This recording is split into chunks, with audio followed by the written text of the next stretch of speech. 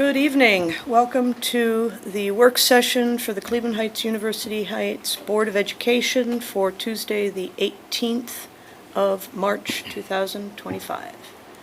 Mr. Gaynor, will you call the roll, please? Mr. Hines. Here. Ms. Lewis. Here.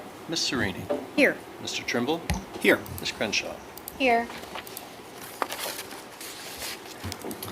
First on our agenda is approval of the consent agenda. May I have a motion to consider the consent agenda? So moved. Second. Do we have any discussion or questions?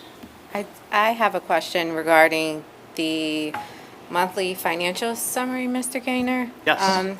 On your first bullet point, you mentioned that the revenues was about 20% less this time than the previous 2 years. Is there an overarching reason or just? There is.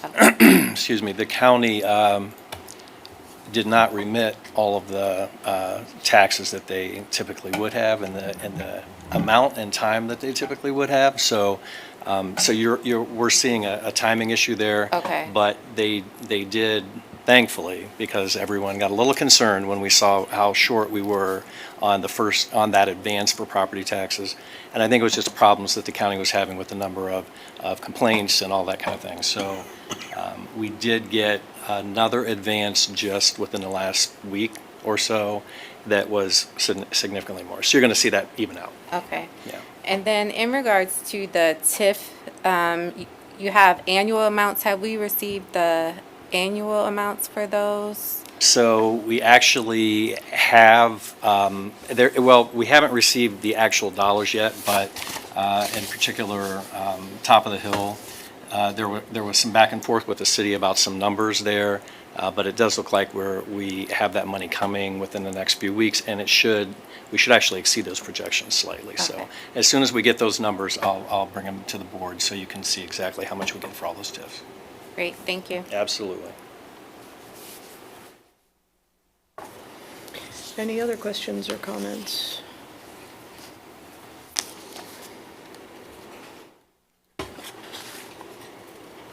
Oh. Okay, hearing none. Mr. Gaynor, Ms. Lewis. would you call the roll, please? Ms. Lewis. Yes. Ms. Serini. Yes. Mr. Trimble. Yes. Ms. Crenshaw. Yes. Mr. Hines. Yes. Next up, we have a presentation from Education Services.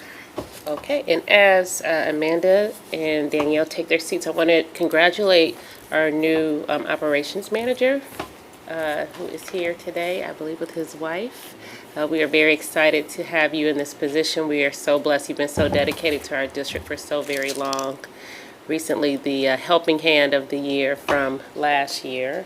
But Mr. Newman, we're just very excited that you'll be leading all of our buildings and all of our schools on the operations side. And we've learned many times that without operations, school literally cannot happen.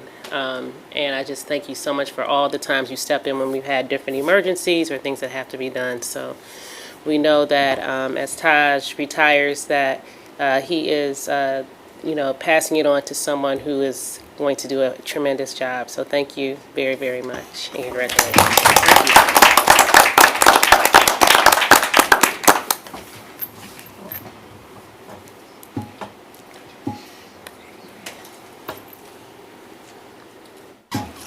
Thank you. Some copies of the pilot unit that the teachers use in the classrooms that we're going to talk a little bit about today, but we'll try to keep it brief. And Thank you. answer your questions. Thank you. Well, you can go as long as you want. I love this stuff. Yeah, looking at this earlier, I was like, oh, can I do a unit on balls? That's so much fun. All right, so we have some great news to share. So the state did award all 3 of our buildings free access to the curriculum for 2 years.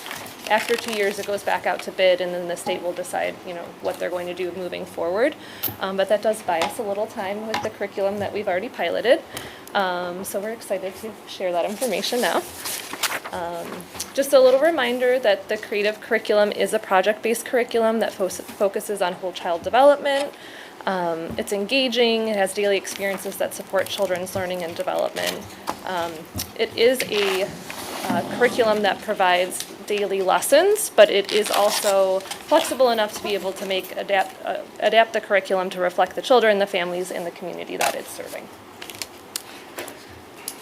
There's a video in there that you can, we thought for the sake of time we wouldn't show it, but it is in the slideshow that you have access to if you would like to watch it. It's only about 4 minutes long.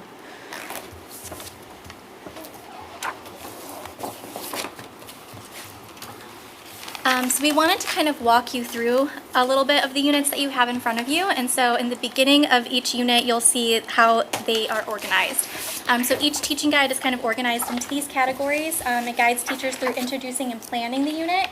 And then students move into exploring and investigating the topic. Every unit ends with a celebration of learning. Oh, I'm not, doesn't look like I'm sharing. Just a moment, we're gonna, that's how I'm on. Okay.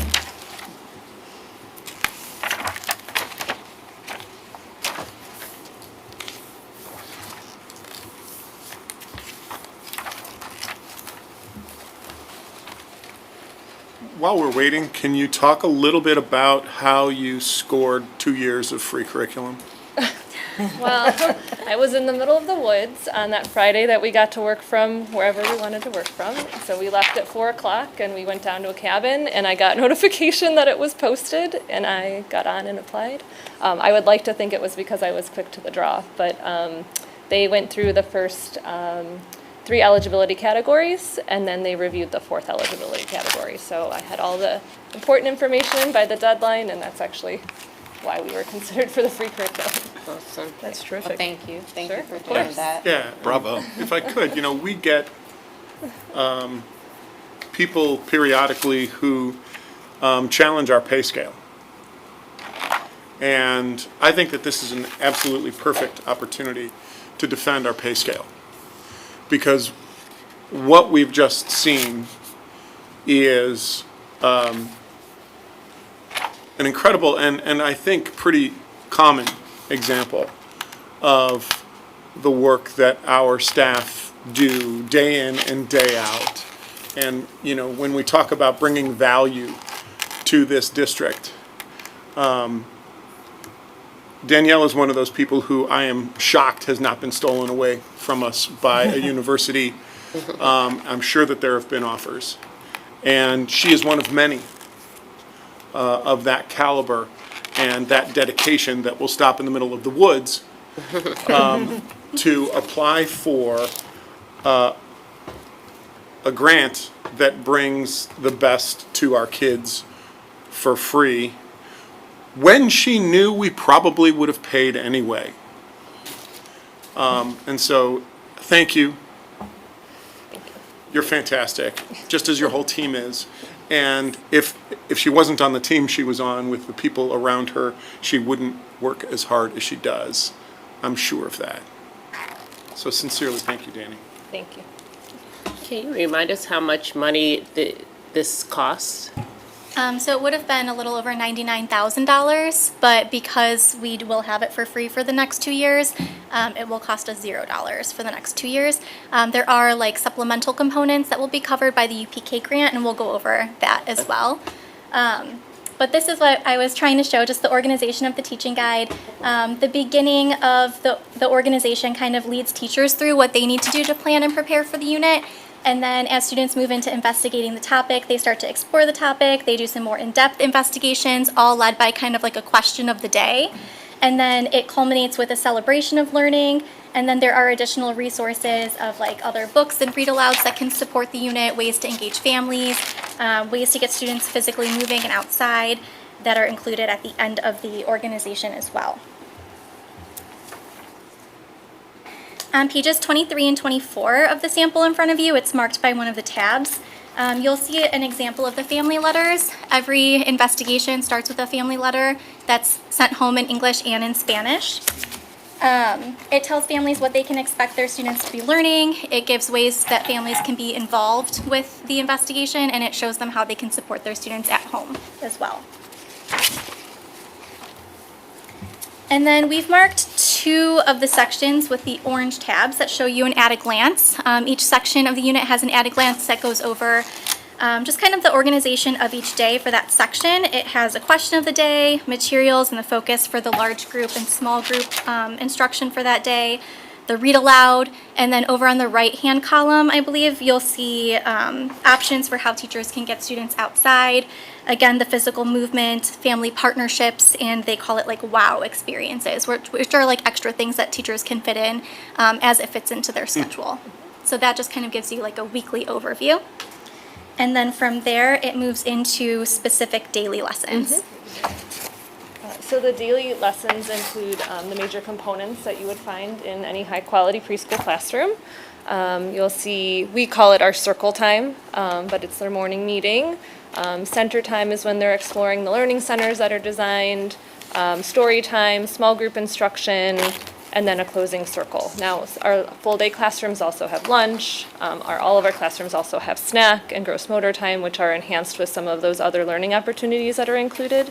The small group instruction specifically is when some of that direct instruction is going on, when teachers can really group children either by needs, abilities, or do some flexible grouping so that there's models of language within the groups. It really can be modified and adapted to meet the needs of the students and that are in the classroom.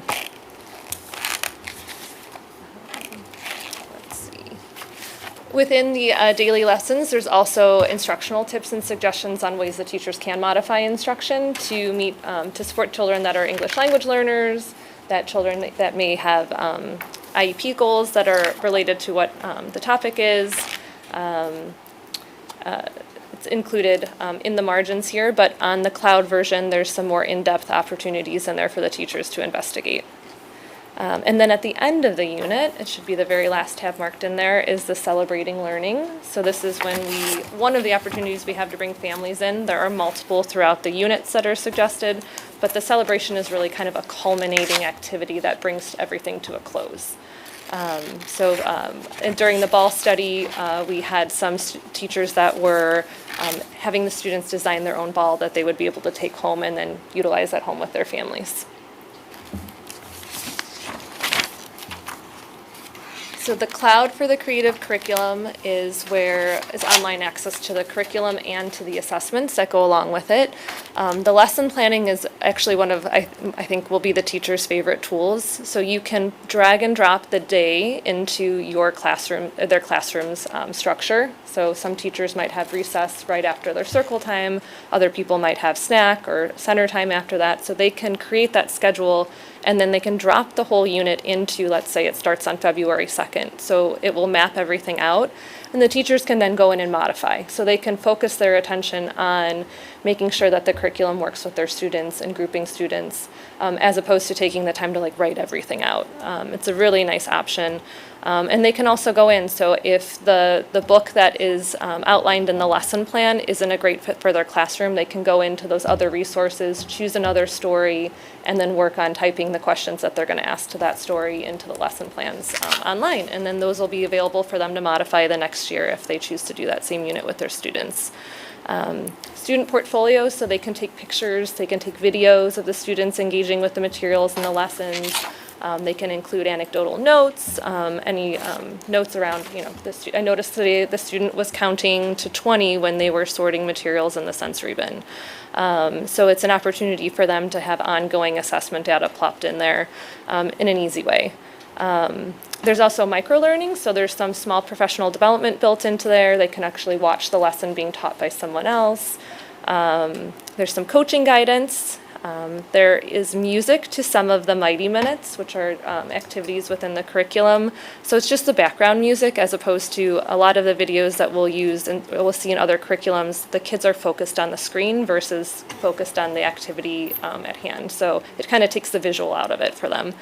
There's tutorials and tours for the teachers on how to use different materials within the curriculum. And then there's also a teacher app that can be downloaded onto phones or iPads that would allow the teachers to take data on there and also communicate with families. And families are able to download the app as well. Quick question. Yep. Do the preschool classrooms have smart boards? Yes. So components that are appropriate to project on the screen can be? Yes. Okay, terrific. Other quick question. Parent app, as a parent who has dealt with all of the apps that one encounters as a parent, will that be like self-sufficient to the classrooms, or will you need like IT support, like password resets, I'm locked out of the app, like any of that kind of stuff? Have you guys thought through that, or is this kind of like just a cherry on top that? I would have to talk to our tech department. I'm not sure how involved the app is. If it's like more than like Class Dojo where you send like a code and they sign QR up for the code thing, class. yeah. Yeah. I have not investigated that yet, but it definitely will be something that we'll look into. Cool. Yeah. So the cost to the district, the last time we shared this slide, the cost was $99,310. But because the state will be covering the cloud access for teachers, for all teachers, and they will be covering one kit per site, that cost has been reduced to zero. We did ask, Mr. Trimble had asked if in the future, if we decide to open additional pre-K classrooms, what would that cost be? And so we did get a cost per classroom based on current pricing, and the numbers that you see are based on the number of years subscription. So if 3 years down the line, we open a new classroom and we want that classroom to have a subscription for 3 years, the cost is roughly $5,325. They did notify us that each year the pricing can increase anywhere from 3 to 7%. They said for the last several years it's been closer to that 3% mark, but just to adjust for inflation, there is usually a price increase each year.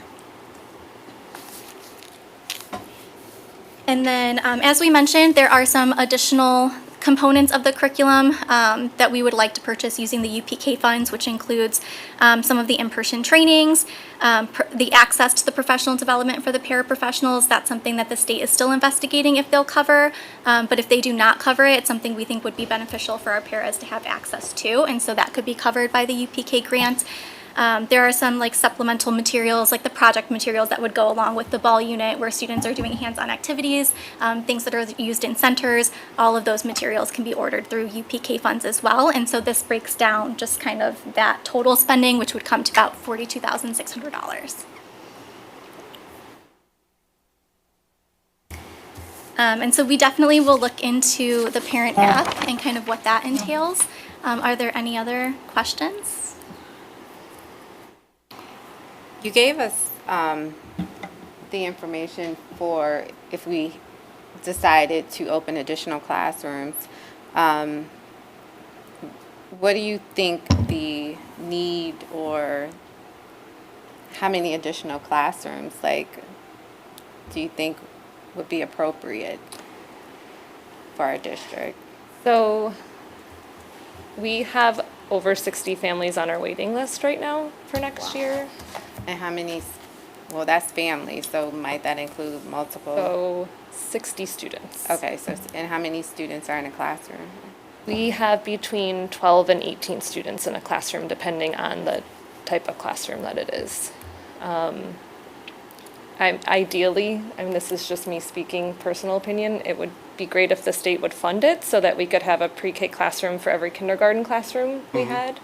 I'd love to see us serving 80% of the families that come to the district, but as we know, the funding is not being provided by the state. Right now, our state funding is really our special education dollars that are coming in for those students that we're obligated to serve.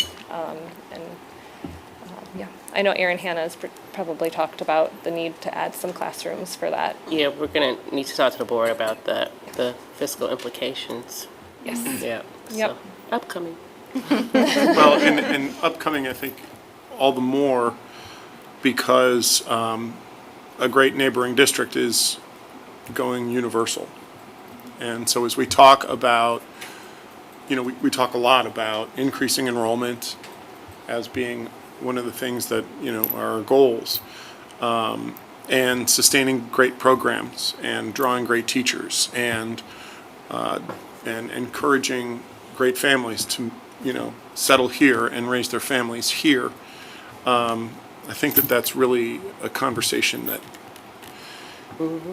whose time is coming. And it's not an easy one.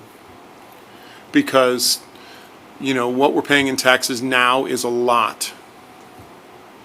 And every time we go to the voters and they say yes, it is, to me, just such a wonderful moment of giving. We've done a really good job. I think this board in particular is very proud of the fact that we haven't gone back to the community in a very long time for another levy. Perhaps a record period of time.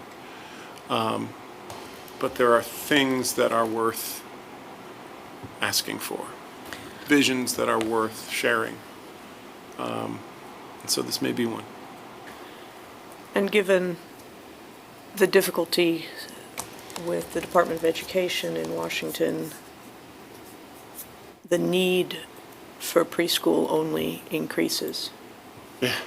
We know that. And the more we can provide, the better. The question is, figuring out how to fund it, because the state's not funding it, the feds aren't funding it. I also want to say, I love project-based learning. I think it is the innovative way to go in educating children. And I think it is something, that should be, more district-wide, because I think it counters the traditional sit and get of information that students are used to. I just heard a 4-year-old today, when I was subbing in a classroom, use the word circumference Wow. in a meaningful way. Excellent. I was subbing this morning, and it was just like, I knew that had been a vocabulary word. I knew that they had exposure to it when they were out on the playground playing with the balls, there's like a merry-go-round type of thing. So they were talking about the circumference of this has to be much bigger than the circumference of, I can't remember what word he said, but it was just so aptly used. And like that child is not going to forget the word circumference. Like when they go to kindergarten and first grade and second grade, they're going to know what that means. So. That's wonderful. I know we've done some scheduled fall visits to different buildings, but I'd love to just pop into Anytime. pre-K Preschool. class and and just kind of scope it out I'd and like see. to go back to preschool. See how it's going. So Teachers would love that. yeah, Our teachers and paras would love that. yeah. So maybe I'll run it through Liz and Rosalind, and just so I'm not like showing up or anything. But yeah, I would love to pop in and Thank you. check it out. It's very fun. And don't be surprised if children run up and hug you. Yeah. It's very magical to visit the preschool. It is. How often do you have to sub? You don't want to know.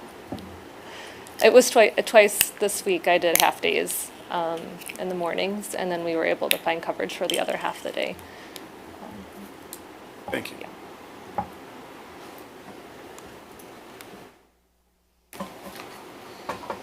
So you'll be back next month for reading 3, right? Yes. We will, on Okay. April All right. 4th, yes. Is there anything specific you'd like us to be ready to present on or talk to outside of the family app? I mean, I feel like with the math, it was nice hearing just some perspective from some of the teachers besides wonderful people who are subbing. Yeah. I know that you could give it, but if there's any, just a couple of quotes or anything like Oh, that. sure. Yeah. Yeah. Just kind of how they would compare this to the normal support they get through current curriculum. Do you need these back, correct? Yeah. Yes, please. Plus, you got 99 grand. Not on me tonight. Thank you all. Thank you. Thank you. All right, I'm going to ask, before you come up, I do want to acknowledge that today we found out that one of our partners, who is a college advisor at the high school, who works with the class of 2027, Essence Mitchell, passed away. She's been working with the district since the 21-22 school year, and is one of our original Gear Up in College Now advisors. So For the sophomore class at the high school, she worked with the students both at Roxborough and Monticello. Just as a reminder, the Gear Up College advisors provide opportunities for college exposure, but also career exposure, team building opportunities, academic and social emotional support. She was very beloved by both the staff at the high school, the staff at the middle school, and the students. So we're all very impacted by her passing. So I wanted to take a moment of silence before we go into the formal work session component for Essence Mitchell.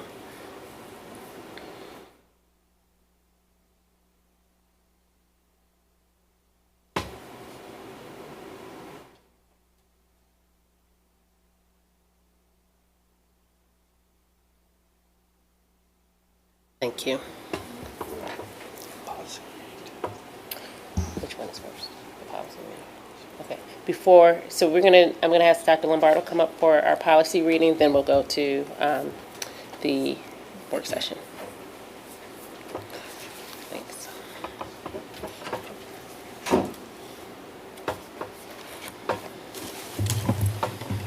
Should wait for Dan to come back. Wait for Dan to come back. Dan got a message, he'll be back. He Okay. said, Should I wait? no. Oh, I don't know okay. how long he's gonna be. He just said, "I'll Good be evening, back." everyone. This is our second reading of Policy Group C. You'll recall on March 4th, we had 5 policies that we were reviewing. Today, we only have 4 policies. Policy 2460, Special Education. Legal has told us that there have already been changes to this policy, so they asked us to put it on hold, and they will be providing us an update on that. So this will be coming back to us. And then there were some changes made to 5223, release time for religious instruction during the school day. So that's the most updated. I know Malia may be able to speak on that. Yeah, we spent a fair amount of time working on this policy in order to, mostly to protect our students. Because if we allow students to leave the school building or the school campus during the day when they are in our charge, we need to be assured that they will be safe and that the people who are with them meet minimum standards, right? You can't just walk into a school building willy-nilly without passing a background check. And we don't want to send kids out to people who haven't passed a background check. And in light of our recent school bus fire, we certainly do not want students being transported in a vehicle which doesn't meet certain basic standards. Our buses are extraordinarily well maintained. They are all new, and yet we still had this accident. I can't imagine, what would happen if somebody, was picking up students and taking them off site in a vehicle that didn't meet those sorts of requirements. So I spent a fair amount of time working with council to try to tighten this policy up to protect our students. We are hampered, however, by statutory language, so there are certain things we can't change and can't add to. That's why the new language is in the second half of the policy, not in the top of the policy.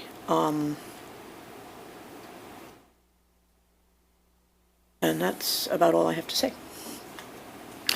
All right, being that this is our second, there's no action by the board tonight, but I'll be happy to answer any questions. If not, I will bring back the final reading, which will be April 1st. So if I may, if you recall at the last meeting, I requested information about what happens if a provider is routinely late bringing our kids back or picking them up. And is there, how do we sever a relationship with a provider for being routinely just off? And I think it's just important that the community knows that there is no mechanism through which we can sever ties with a provider of this.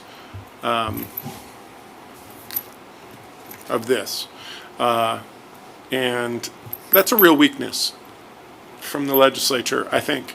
And I hope that it doesn't take a tragedy to force them to address it, which I think that unfortunately, when the legislature does modify this, it will unfortunately be as a result of Something awful happening. something bad happening. I've found myself saying more and more these days that our state legislature is really good at solving problems that don't exist and not so good at solving problems that do. And I think that this is unfortunately one of them. It is thrust upon us, and we have an obligation to make sure that the district is compliant with all of the laws that the gerrymandered assembly passes, not just the good ones. Right, now, to your point, Dan, we did add a sentence that says the superintendent may request to further collaborate with the sponsoring entity, and that was in light of those sorts of issues. Yes, Like, if there's something that needs to be addressed, we can't just have it be one and done without the opportunity for the superintendent to say, well, wait a minute, this isn't working right now. The kids are missing too much math class because you're late. Yeah, and or whatever. unfortunately, it takes Yeah. two to collaborate. Yes, One thing that strikes me looking at this and, other policies as well is, so this is board policy, but then there's also district procedure that sort of interleaves with it. So when I see things in this policy such as, criminal background check documentation must be provided to the board upon request, that's a affordance that sits on top of the already existing, once a year they'll provide that. So this is just a off the top of my head example. I think that in cases like this, especially, if and when we are approached and are in this relationship with another organization, we shouldn't do the bare minimum in terms of those checks. We should get on a schedule where, Quarterly. 3-4 times a year, exactly, we're making sure that we've got all of the ducks in a row and that we're providing as much collaborative oversight as we can within the bounds of the policy. Trust but verify. Yes. Well, especially if they have turnover in their staff. So would that need to be updated from, I think that would be that would be our, it would be an Administrative administrative guideline. We can't put it in the policy. I asked. okay. We can I do- asked we all can do sorts it of in-house. things. The one thing Yeah. that wasn't in here that, it just says criminal background check, but it doesn't have the type of criminal background check. I mean, is that like, Well, I know- think when it says to be employed in a school district, that probably is maybe what you're looking for, doesn't it say that? Right, because we do both BCI, the Ohio, and then the FBI. but in this case, the collaborative organization would be administering their own. Correct. Would they be doing the same type of background check? be through the same organization. It'd be the same Okay, organization. okay. yeah, correct. So in the first bullet, A, student's parent or guardian gives consent in writing. I asked whether we could change that to request that it be annual, and I was told that we can't change that, but perhaps that's something that we can request through administrative guidelines, that it not be a one and done signing up your child, that you would have to do it every year. The same way, as Gabe pointed out, we Final do forms. final forms every year for our children participating in sports, and it's always the same, and you do them over and over again, and Well, and they depending need on to be what age updated. the child is, their Yeah. schedule may be different. So you Right. would have to have some kind of acknowledgement that So- it's different. It would be good to be able to have some sort of an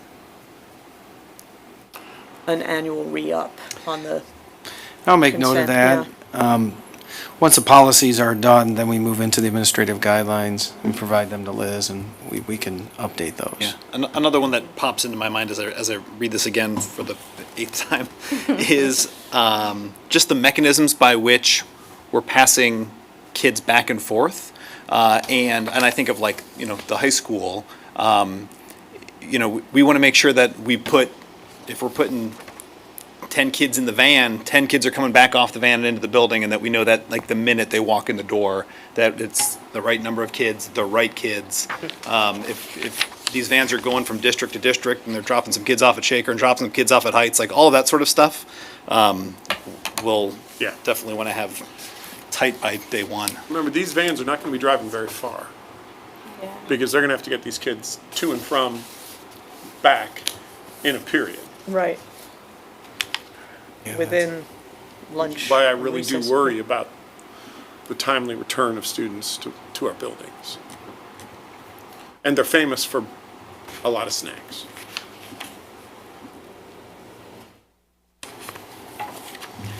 All right, any more questions?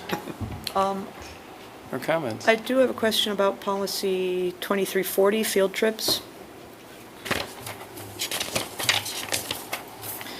So we're required by law to add the sentence, in accordance with state law, members of the opposite biological sex are prohibited from sharing overnight accommodations. This does not cover the potential for a parent accompanying their child on a field trip and sharing a hotel room. That's interesting. An activity that there's much precedence for on trips when parents are chaperoning. Because we need more parent chaperones, we always do. It helps everything go smoothly. And again, this is, legislation that doesn't come from people with experience dealing with schools and what happens in schools. Would you like me to look at that Yeah, and talk to legal? Okay. I have no idea, The parent chaperones with student. because we have, Which we have routinely. yeah, and in the past, we have had parents come on a field trip and share a room with their child. Yeah.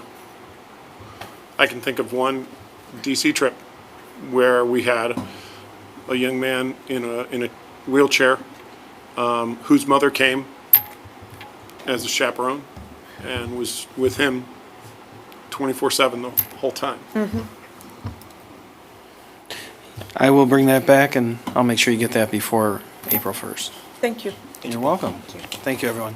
I don't have a question, I just have Oh. a comment.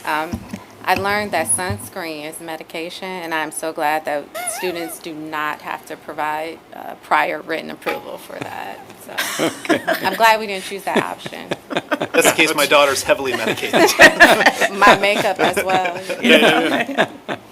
All right, very good. Thank you. Guy walking through the dugout spraying kids for years and years I and years. remember the Can't days do that. when You can't do we, that. no, I remember the days when we used to have to get the permission slips Oh. for that, like when we were doing gardening club. Yeah, crazy. Take the victories where we can All find right, them. I'm gonna ask Megan McMahon to come up, who is going in her team, everyone. Team effort.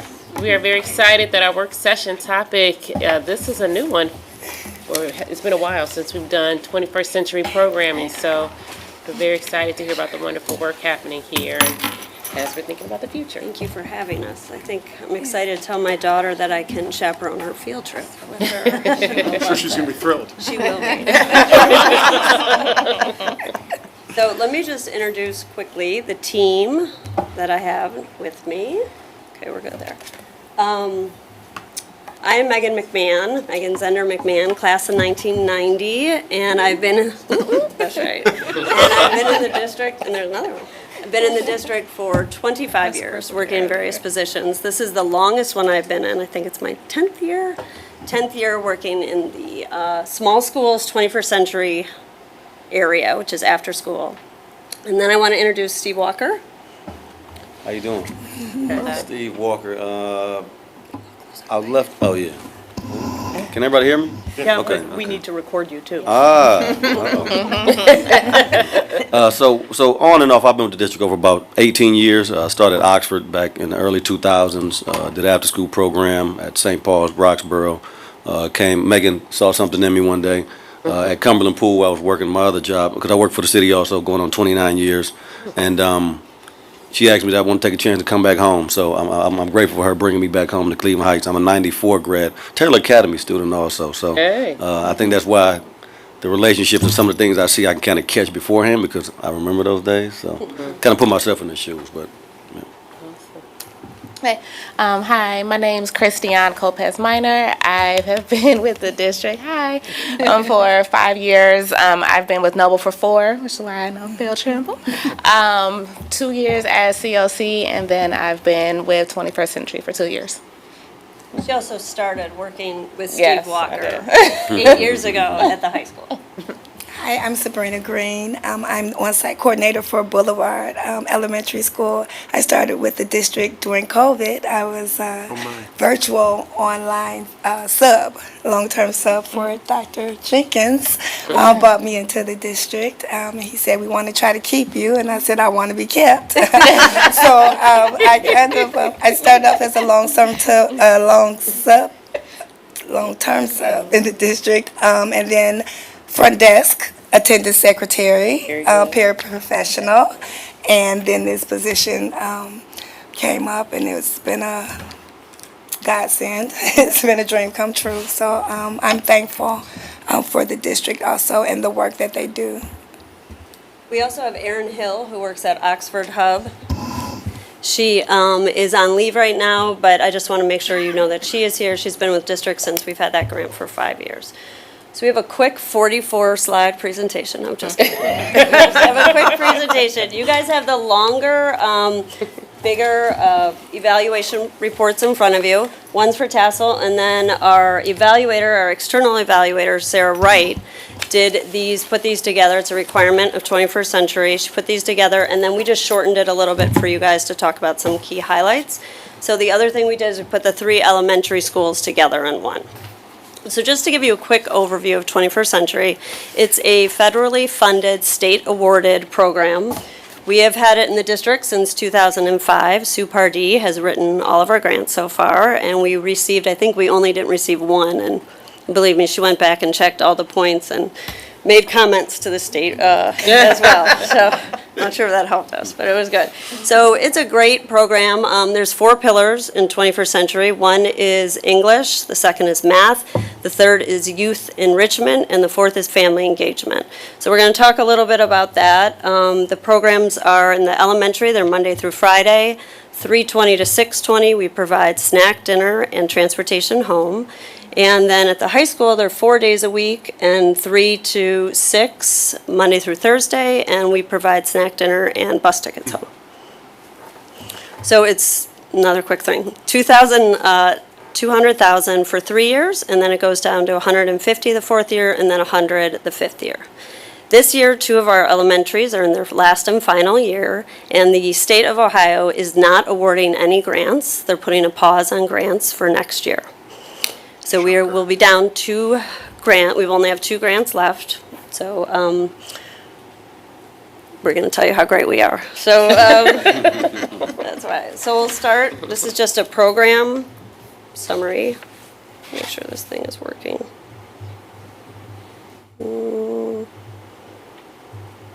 Why am I not? Are you trying to advance? Yeah, I'm trying to get to the next one. Should be working. Go ahead, honey. You work with me. Okay, thank you. See, we're a good team. There we go. Okay, so this gives you the program summary I just talked about. We meet with our evaluator twice a year, and we go over the goals for the program, what she sees we need to work on, and what the staff wants to work on, and what they think we need to work on. So one of the things when I first started is I'm like, is this academic? Is this SEL? Are we social needs? And it's all of it.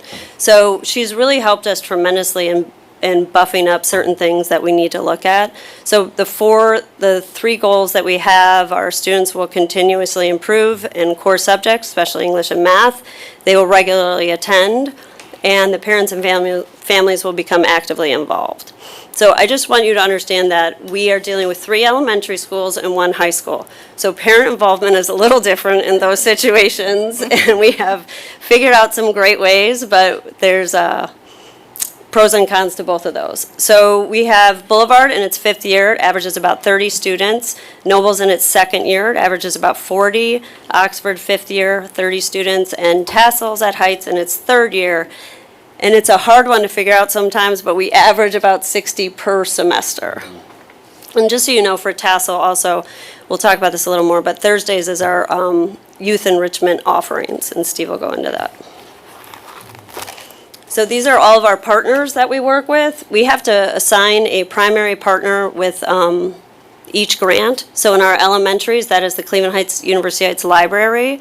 So we had an off year last year when it was getting renovated at Noble, but they've been great this year. And then at the high school, it's the city of Cleveland Heights.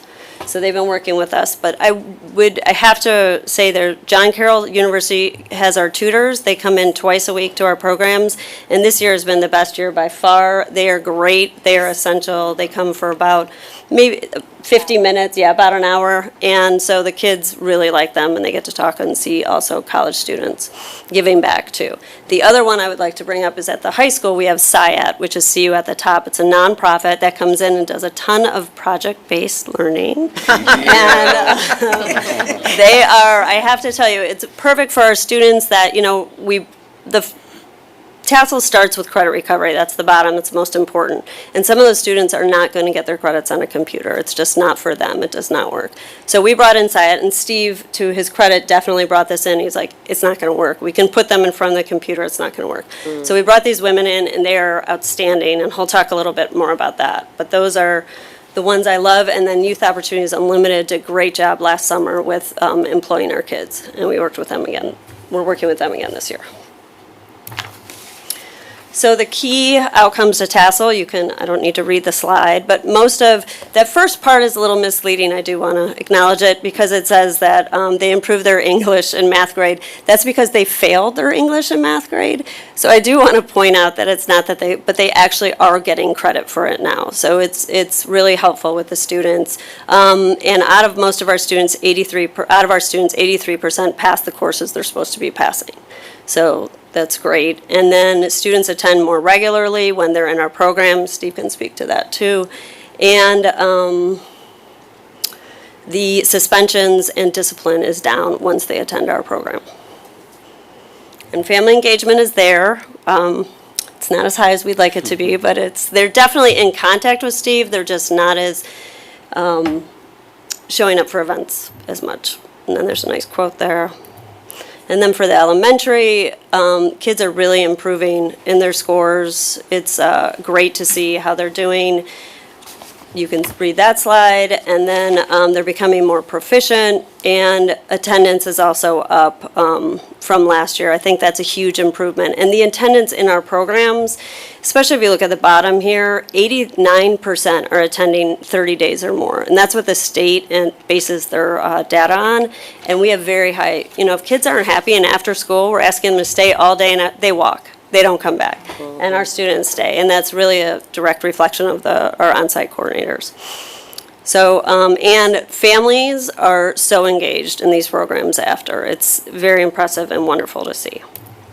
So then this is just the team and our local evaluator, Sarah Wright, who put this together. And then I'm going to let the team talk a little bit about their highlights. Each one has kind of a highlight that I always like to show off. And we'll start with Sabrina with family engagement. Okay. Hi again. I just wanted to start off with the quote. It says, family engagement is not a single event. It is a shared responsibility in which regular two-way communication ensures that student is on track to meet grade level requirements. And so it's been very fulfilling and invaluable for me to be able to engage with the parents. And I just wanted to touch on a couple of things that I do. So I do a regular check-in with the parents once a week about the students. And so it's not just about what happens in the after-school program, but it's about what happens throughout the school day. It's very fulfilling to be able to bring a mom and teacher together. I just wanted to state an example of one of my parents who was upset because she felt like she wasn't getting communication from the teacher. And I stop in the classroom often for her daughter who's kind of busy. But the teacher had been contacting Class Dojo, and mom wasn't connected to Class Dojo, grandma was. And so mom was feeling like the teacher wasn't communicating. And so I was able to say, yeah, she's communicating. She just has the wrong person she's communicating with. And so now they have hooked up and she has her Class Dojo all together now and they're communicating. And the student is doing so much better now that they have come together because she knows they're talking. And so things are like she's a little less busy and a little more focused because she knows they've connected. Also, our character's strong. I've got an opportunity to work with our parents on some of the character strong characteristics, handing out the handouts, sending out the newsletters. But we had a family event where that's what we did, and we just did some examples of some circles and things like that. And the parents were so receptive to it. I had a parent tell me that her student has improved at home, like his attitude, his confidence, and the way he speaks up. Also had a parent say, no, that didn't work for me, so you got something else in that book. But it's great to hear their feedback. We do a survey to our parents, and one of the questions is, your child being a part of the program, does it make you feel closer to the school community? And this year, all of my parents answered yes, that their child being a part of BLAST made them feel closer to the school community, like they felt more invested and they felt able to come in and talk to the administrators or the other teachers because we had this relationship after school. They all have my cell number. And I told them that. I said, if I have your child, then you should have my cell number. And so we communicate often, even over breaks and things like that, just about little tips that we're able to give them. And one last thing, we're doing Emotion Commotion, which is a family event that will last through the end of programming every Friday. Dinner is provided for the families. They come out, they do a family event. Last week it was a family portrait. They sat with their child and they painted a picture of their family. And then they separated and we did some SEL for mom and dad and SEL for the child in separate places. And then we came back together. So that's the kind of thing we'll be doing until end of program. Sabrina, that's by Family Connections, right? Yes, I partnered with Family So Connections. the other nice thing is being after school is when someone has a vendor that wants to come in or try something out, we are able to do that with a captive audience at a time that's not interrupting instruction. So it's really good to see things. We found things that work and things that don't work. Yes. But it's very helpful, especially Character Strong. All of us were at the PD sessions and we learned more about that. And so it was a way to get deeper with the kids with the stuff we already have. Absolutely. And our last family event, the Black History Showcase. I'm sorry, I want to give you guys bullets, programs from the Black History Showcase. And I want to say that we have 40 people in attendance besides the children. So like the families came out and supported. Thank you so much. So then I'm going to have Christiane talk a little bit about one of the things I love in her program that she brought up when she came on, and she's like, I want to do this. And I said, I love it. So she's going to talk about her digital excursions. Hi. Hello. So the name of our after-school program is Explores, and that can be open to interpretation, of course. So sometimes we're doing STEM exploration, sometimes we're doing a little bit of science, but one thing that I do love is the world exploration. So we go on what we call digital excursions. So throughout the month, students, they are working different jobs in the program, like doing attendance, passing out snacks, and they earn Explorer dollars. And then at the end of the month, we're going to a different country every month. So a couple places that we've been this month, we're actually going to Guatemala, but we've also been to Kenya, Paris. We went to all the Disneys around the world, and we went to Japan and Jamaica. So while we're doing these digital excursions, I make sure that we're learning different languages of people around the world. We're learning about the different music. They're seeing traditional dance. I want them to see the everyday lifestyle of people their age from around the world, and they get to actually sample food from each place that we go to also, which I love. I tell them you don't have to like everything, but just try it. Nobody likes everything, but just to try it. It's really just trying to open the horizons, expand what they know, because some people, somebody their age may have never even been outside of Ohio, but it's a huge world, so let's go explore.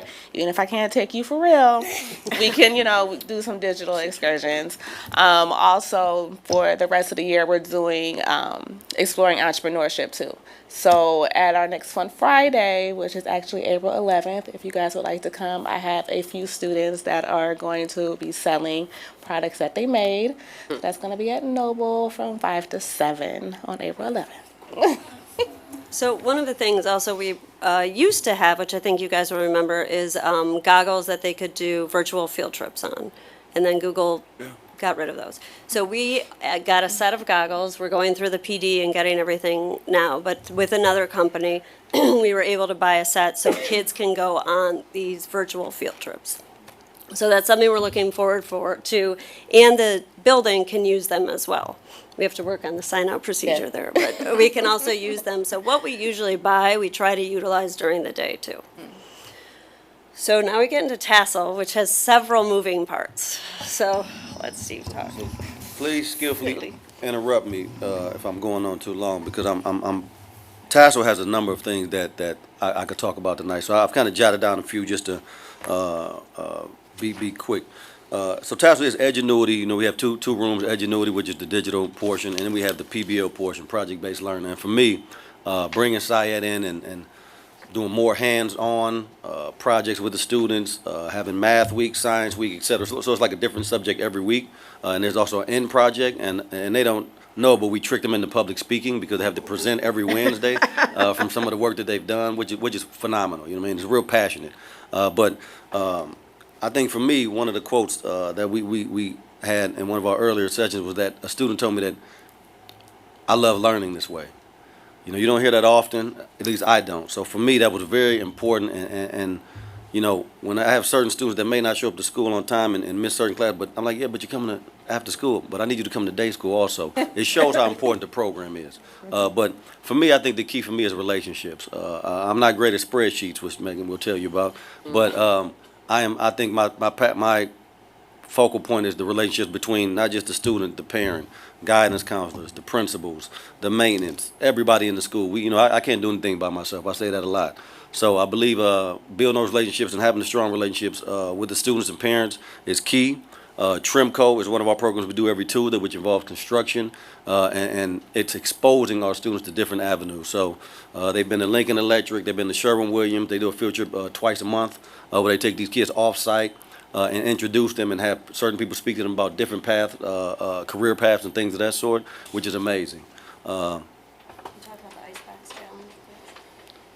you like that, don't you? So the Icebox Challenge, the Icebox Challenge was something that Trimco did. It was like a 5-week project where they had to build this ice box and do a challenge. And our 3 students were the national winners. So they won, national. Yeah, it was beautiful. It was beautiful.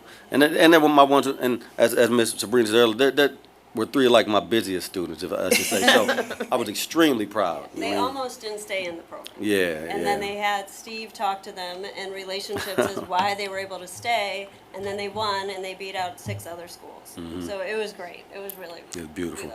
But also we have Ohio State Means. They offer financial literacy, which we offer in the school, but it's just part of the after-school program. We have our DJing course that we're starting again. It's in week 3, and of course our student DJ for the Convocation Day. Thanks, Ms. Kerr, for bringing him on. Now he's doing gigs every now, all over the place now. But YOU is important too, and I think having a partnership with the city, because we took on 25 kids and I had dispersed them through the city, had some at the high school. YOU is a key partner because I think meeting with the students and going over best practices, coming to work on time, your work ethic, your attire, things of that sort is really important. So Wild Youth Special, tonight we have some students from Tassel and students of promise that went down to meet Chantel Brown because she was down at the community center tonight. Right. So just supporting and exposing our students is really something I'm passionate about, and I think it's working well. But there's also some other things we can do, more we can do. I also want to talk about, Steve brought in one of the women from SIAT, she's from CASE, and she wants to bring in more engineer students, especially students of color. And he's been, we had them go down to ThinkBox last year, and they went down and they did a bunch of stuff at ThinkBox. And, I mean, CASE was handing some nice stipends for those students, too. So they're like, can we go again? We're like, no. So there's a lot of stuff that we're exposing our kids to at the high school that is out of the regular, and I think that is why, in my opinion, I think all of ours, why after-school programs are so great and important, because these kids are getting things that they could never get during the day. I mean, when we had COVID and had to do summer camp and we had a lot of money left over, and they did helicopter rides. There was just, which scared me tremendously, but parents knew. So there's just things that our kids got to see outside of Cleveland Heights that has been great.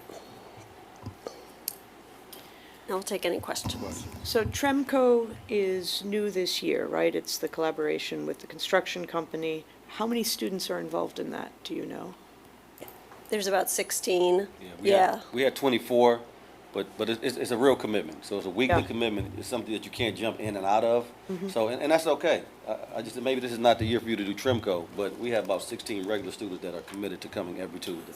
I also think being the first year, the students had no idea what they were really getting into. Right. So the second year, we already have, students have talked to Mr. Walker and said, I want to, can we be in Tremco? And I said, are we good for next year? And Tremco said, yes, we are, we're good, and so we're going to also be able to have those kids recruit new kids. So it's going to be, like DJing too, we had to pull teeth to get kids to sign up for DJing. I'm like, yeah, we thought it was the best thing ever. And then as soon as they got in it, now he's got a waiting list. So it just takes a minute. And I'm not always the most patient, so it's nice that other people are. Well, I commend what you guys are doing, because I'm not sure, you guys are probably aware, but most other people aren't, that the most dangerous times of a day for a child is between 3 and 7.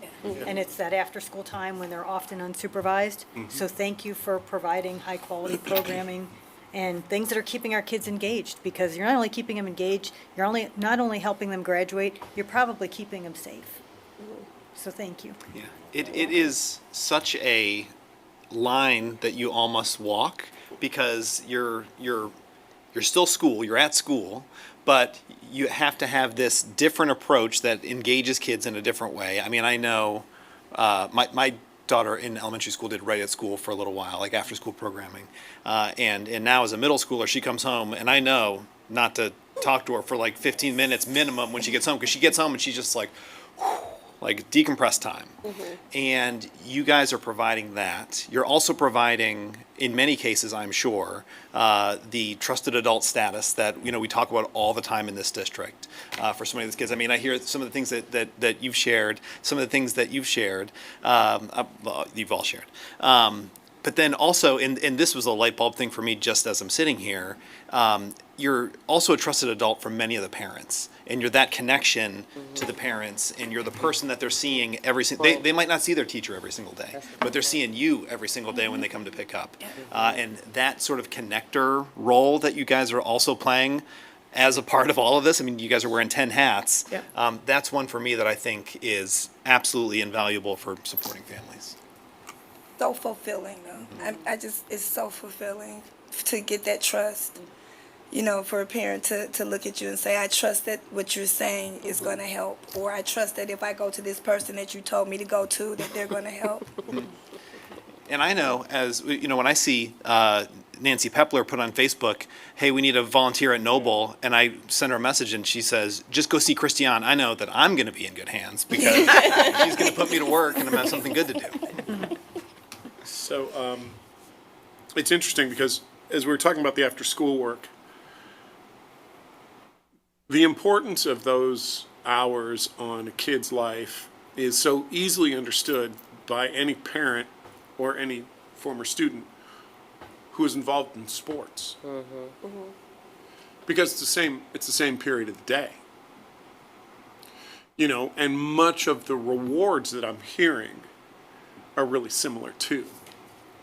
That kids are discovering what they're good at. Kids are developing relationships with adults who share common interests and interest in them. Adults who are have a little bit of emotional distance and can sort of be that sounding board. And so I just say a mighty bravo about that, because those hours are so important and those people are so important. And I often talk about, in my own teaching, I talk about like kids forget the taste of success, the taste of confidence and competence. And so when you can remind a student what it tastes and feels like to be competent at something, it can be like, ooh, what else can I do? And so I just love all of it. I do have 3 specific things that I'm just curious about, because you know you don't do enough. And these are things that we've talked about as a board that are sort of priorities because they lead to other good things. Anytime that we can connect families with, you know, successful use of Infinite Campus, everybody wins. Just like the Class Dojo story that you told earlier. But I mean, really specific, intentional work around getting parents logged on with IC regularly.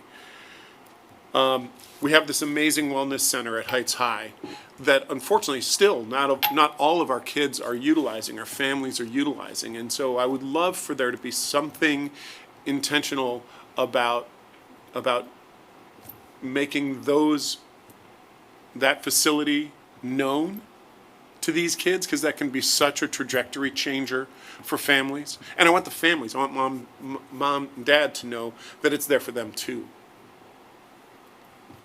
And then also, the CHUH library. It would be great if we just made a goal for all of our kids to be set up with the CHUH library, because they're such great partners. So they are elementary main partner, so they do a lot with them, and they've gone and done, especially Sabrina has used them the most, and then Christiane Noble being right next door, it's an easy way to go, yeah. Yeah, they get library cards and went to the field trip or to the library and Perfect. Yeah. made parfaits and. They have a monthly drama club that we also attend because I have a lot of actors and actresses. You know, You got a lot of drama. in your program, imagination. Yeah. But I hear you with Infinite Campus. I know we talked to the parents about that and all that, but we do focus probably more on Class Dojo or whatever the school is using, Yeah. especially in elementary. High school, for sure, I know they work on Infinite Campus. And Metro, we did talk about that about a year or two ago when it opened, and we were trying to get parents involved in that. And then when the mobile units come around with all that, we work with them as That's well. awesome. And finally, Steve, I was in the precursor to Taylor Academy. I was in Cole 3. Once upon a time. Well, I'll just say that I am truly appreciative of all the work that you all do. I know at times it probably can be a little challenging. I know busier students, their parents are usually don't receive all of the best or the best responses, you know, the best interactions from schools. But it sounds like, you know, it's good to hear something positive about your child. And it seems like that is what you all are providing with that family relationship.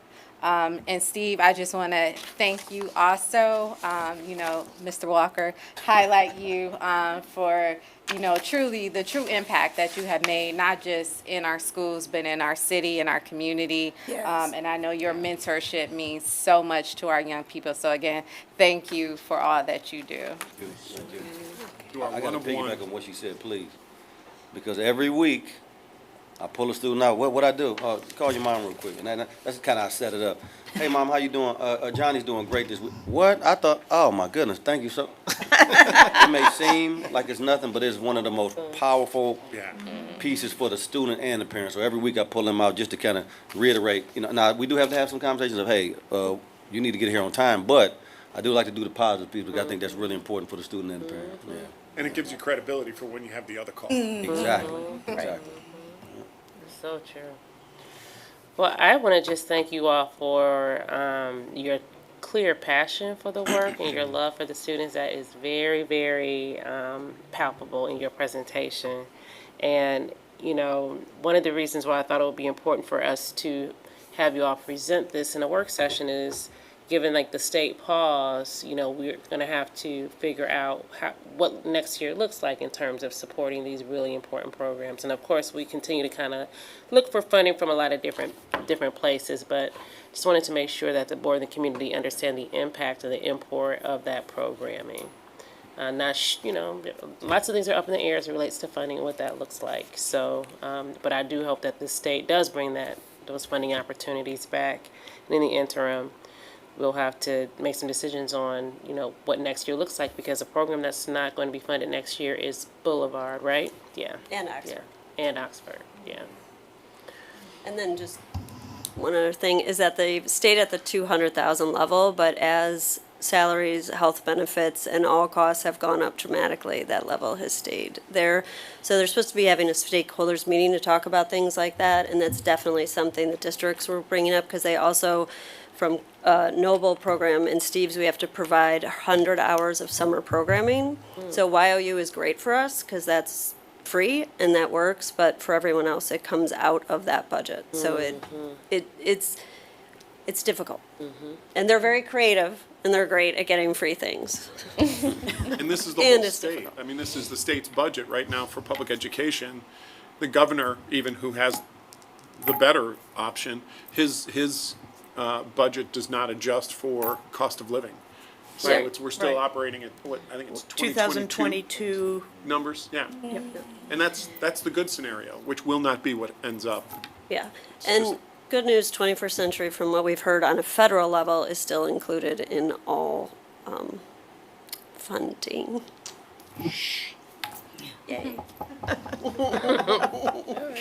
So, thank you. Anytime you have any questions for us, we're happy to answer anything you have, and thank you again for the opportunity. I'm It's so been glad great. to have gotten a better a more complete understanding. Thank you guys really for Thank coming. you for Thank you for your having work, us. for Pete's Thank sake. you Thank for you for your having work. us. And please continue to invite us to stuff. Yes. Because sometimes we don't always see everything and we can't always be at everything, but I personally appreciate all the invites and emails and everything else. It's great. It's great. And I know you saw Boulevard Blast the other day do their, So much fun. I know. Oh, my goodness. And you guys come to so many events that I appreciate it, and I understand you can't be everywhere. Right. But But if we can definitely- put it in our calendar, then maybe there's a chance. Yes, please keep sending us Yes. the invites. We appreciate them, even if we can't always make it. It lets us know what you're up to. Yeah. Yeah. And we do try to make things, so. Oh, and I'm not sure if you guys caught our kids on Fox 8 for Weather School Wednesday. They did the forecast live, the Christmas break forecast, weather forecast. Great. I will send you guys the link. No, please. Yeah, They did please do. awesome. Thank you for your time. Have a good night. I think that is on the web. I think that one got posted. so. Okay, so yeah, Go see that. Thank you very much. thank you. Thank you. Good night.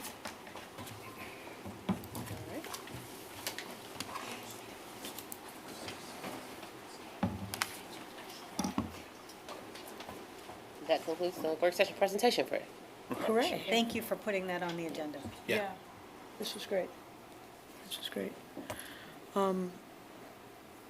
We have nothing else on the agenda, so I will entertain a motion to adjourn. So moved. Second. Mr. Gaynor, will you call the roll, please? Ms. Serini, Yes. Mr. Trimble, Yes. Ms. Crenshaw, Yes. Mr. Hines. Yes. Ms. Lewis. Yes. Thank you. Good night. It's not even 8 o'clock.